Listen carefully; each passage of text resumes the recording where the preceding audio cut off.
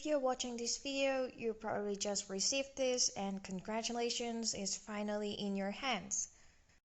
So in this video, I'm going to talk about a few points that you may want to know before you get into any trouble with your Retroid Pocket 2. First tips, and the most important one, do not format your SD card. Please don't. Here are the risks if you format the card came with your Retroid Pocket 2. You lose the ability to access Retroid OS, Retroid Art, and you'll probably lose some emulator configurations. If you have already done that, you can go to the link on the screen now, and I'll also put that down in the description box. You'll be able to find a SD card backup from Taki's Discord, and download it to your SD card will fix your problem.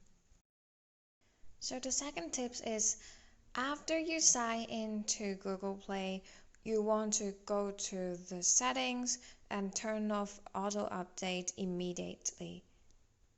This is to prevent updating the apps on your Retroid Pocket 2 accidentally, because some of those apps may not be compatible with your Retroid Pocket 2 and you don't want to do that. If Moving 64 is not working good on your Retroid Pocket 2, don't update it because the latest version is not going to work. Feel free to click the link on the screen to find some other suggestions for N64 emulator.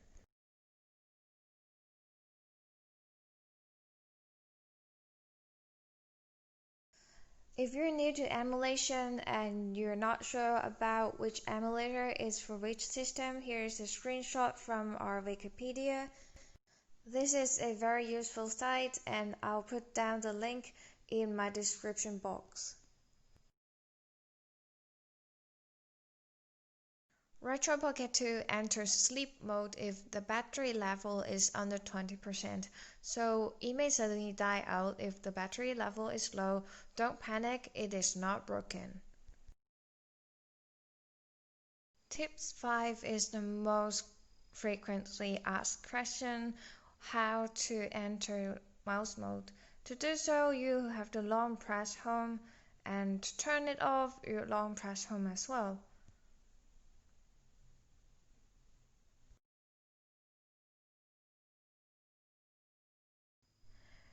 You can press start and press your volume button to adjust the brightness. Another most popular question: where is my SD card? Your SD card is here, don't panic. Go to the Mix app, go to root, and then scroll down. You'll find the storage there, not the SD card but storage. Go to storage and SD card 1. There you go, your external SD card. So throughout your setup process, you may have to go back to your SD card for many times. It will become very handy if you bookmark your SD card, just like here.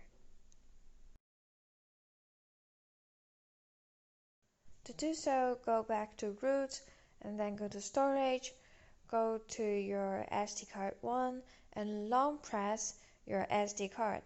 Then go up, click the 3 dots on the top right corner, click add to, and then here is the bookmarks option. You can bookmark any other folders with the same process.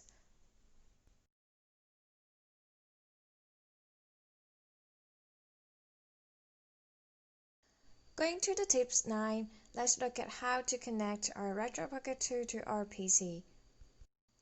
Connecting our Retroid Pocket 2 to our PCs doesn't seem to be very difficult if you have a USB cable, but there is one thing you have to do after plugging in.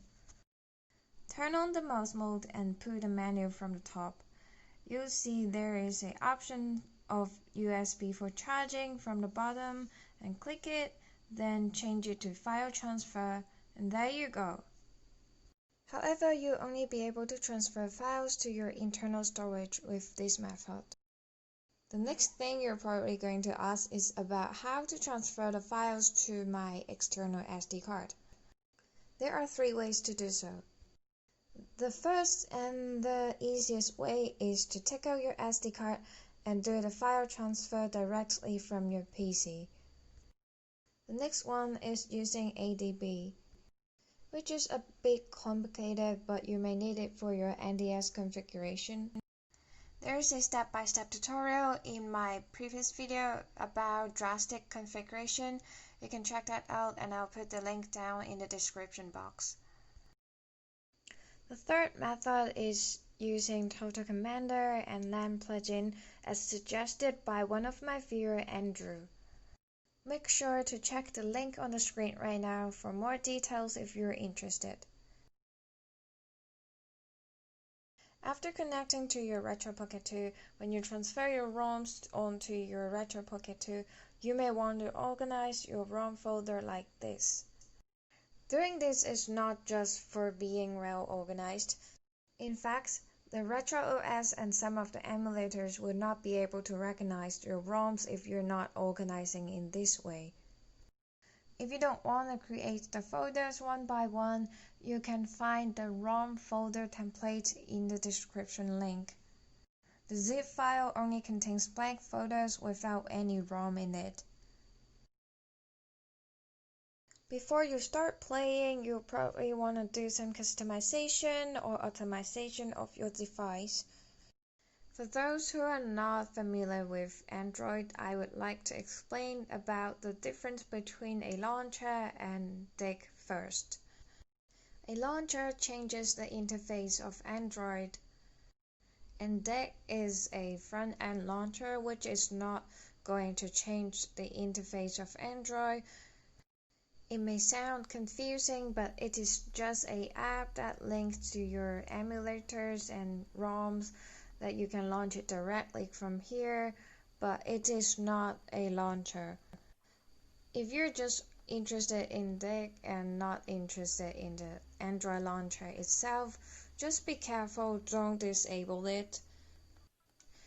If you disable the Android launcher itself, you'll not be able to access Android OS and you have to fix the boot loop. If you're encountering a boot loop problem, make sure you check Dixie's video about how to fix Retroid Pocket 2 boot loop. You'll find the file you need and the step-by-step tutorial from there. Next, let's do some optimization. If you want to disable apps, you can go to the toolbox and click disable apps and click into the apps that you want to disable. Here are some of my examples. The apps I'm disabling here are those you'll probably never use it on your Retroid Pocket 2. And you can see I disabled my Launcher 3 because I'm not using it. I'm using ATV Launcher instead, but never do so if you are using the original launcher. Otherwise, you'll enter boot loop. Next, let's look at how to kill the running apps. To do so, long press select and then long press home to bring the mouse mode and press the cross sign to kill the apps that you want to kill. You may want to do so because disabling the background apps may not necessarily kill the apps. After all this, we finally get to the playing part. So where is my Retroid Pocket app?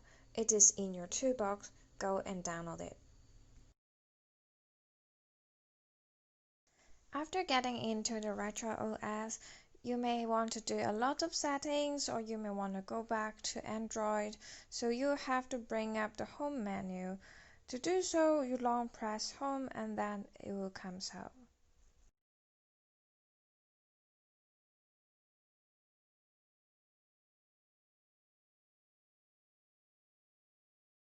To go back to the Android system, you can simply go to Switch System and then click OK, then you'll be able to go back.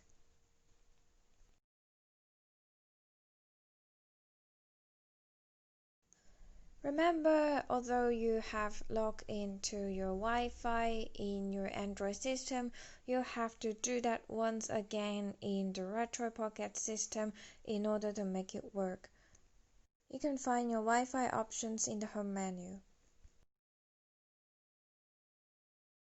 Going back to Android system, if you want to take a screenshot, you can simply press the volume down button with the power button.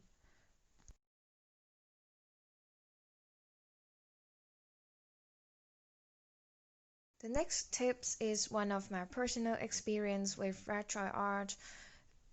So the video was not taken very good because I was in panic. You can see that all of my buttons were not recognized by Retroid, so I cannot do any kind of input to reset them. My Retroid crashed after I tried to use a MAME core, and it just happened. I have no idea, but my solution is to connect my Bluetooth keyboard and mouse to my Retroid Pocket 2 and remap every single button with the aid of this keyboard plus mouse, so it actually worked. So it would be a solution if you have similar situation. Tips 21 is another personal experience. When I received my Retroid Pocket 2, I formatted my SD card as an internal storage, and then I formatted it back to an external storage because I thought internal storage was not as useful as I thought. That caused an error in Flycast, and I cannot run the BIOS file like this in Reicast. The BIOS file could not be found by Flycast, although it's there, and I cannot run any game with my Flycast. I tried to change the home directory to the file where I put my BIOS, but it didn't work. The solution to this is to install Reicast from the Play Store and to do all the settings again in Reicast, and then you will be able to find your BIOS in your Flycast. You have to set the content location as well as the inputs. My Flycast was fixed after I did all the settings in Reicast, so that would be one solution if you have any problem with your Flycast after formatting your SD card. I'm pretty fine with the performance of Reicast, so I am actually using Reicast for my Dreamcast game in my Retroid Pocket 2. There are many ways to make the input work, but myself is using PlayStation for A port and turning others to none.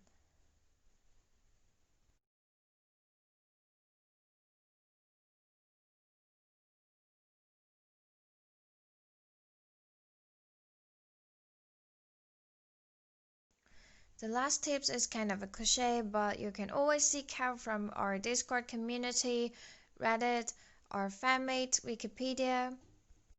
And I've also made a whole playlist of tutorials regarding Retroid Pocket 2 in different topics. If you're interested, please go to check them. So that's it. Thank you for watching this video. If you enjoy it, please like it and please subscribe to my channel for support. Bye!